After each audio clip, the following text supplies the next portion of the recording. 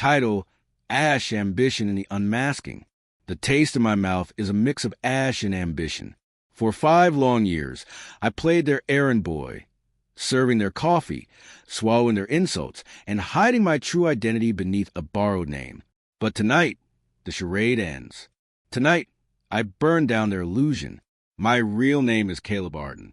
But to them, I was just Nate, that quiet, forgettable assistant pushing papers in the background, humming in the gears of their empire. The towering glass monument known as Ardan Industries loomed above Seattle's waterfront like a citadel. At its summits at the penthouse boardroom, the domain of my father Elias and my cousin Theo, 2 men who wore authority like royalty. Theo, the self-proclaimed heir, always floated through in polished shoes and designer ties. His orders cut as sharp as the glass walls surrounding him. Nate, he'd bark without looking up from his phone. Make sure the espresso is decent this time. The Helix Collective is visiting, and we don't serve mud. I would answer softly, moving with meticulous grace, arranging their expensive Didas cups as if I were conducting surgery. My hands never trembled, though inside me a storm raged. Theo never suspected a thing. For months, I've been spiking their espresso with bargain bin beans, a small, quiet experiment to test their arrogance. No one noticed. No one cared. From a window, I'd watch them parade around in their suits, my cheap blazer melting into the dusk. Elias, now semi-retired, still loomed like a ghost king. He grabbed Theo's arm, voice dripping legacy. This deal is your monument. Theo, Helix is falling apart. They'll crawl to us begging. Theo grinned at the screen in his hands, numbers flashing on Helix's financials. He had no idea I'd planted those numbers myself, fabricating a maze he'd never escape. Poor fool. He thought he was a hunter. But I'd been laying traps since the moment I stepped back into their world. 5 years earlier. I walked away. After college, I told him I needed to follow my dreams. Elias scoffed. His eyes went cold. Theo jeered. Go paint walls in Berlin, Caleb. Men build empires. So I disappeared. I shed their sneers like old skin. But I didn't go to Berlin. I built a kingdom. Under the name C.J. Maroro. I founded Maroro Holdings, a hidden juggernaut that quietly dominated markets and spun gold from data. I learned the art of silence, how to weaponize it. I turned spreadsheets into strategy. And when I was ready, I returned not as Caleb, not as CJ, but as Nate, the invisible assistant. Why? Because I wanted to smell the rot with my own nose. I documented everything. Every snide remark Theo hurled at junior developers.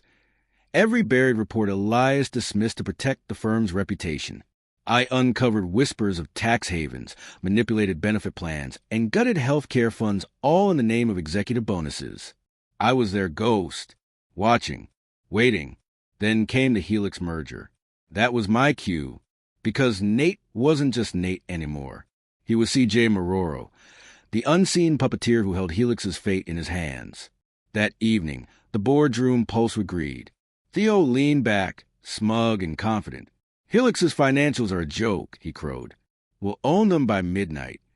Elias nodded beside him, cufflinks gleaming. I poured their espresso. My breath coiled tight in my chest. Then the boardroom doors opened. Julian Voss, my counsel, entered, calm, poised, and armed with truth, his tablet in hand.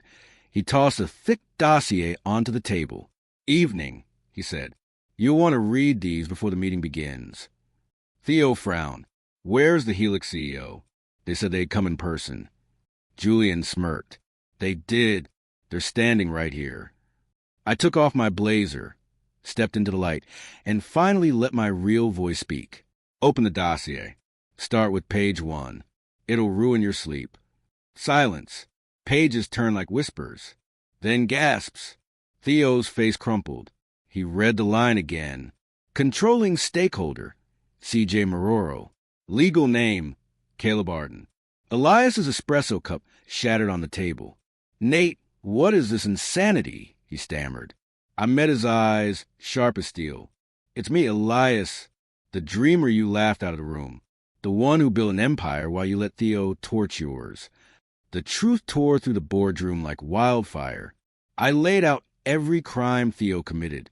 Secret bank accounts, $30 million funneled into yachts and private jets, medical funds used to boost executive pay, and stock deals timed with stolen reports.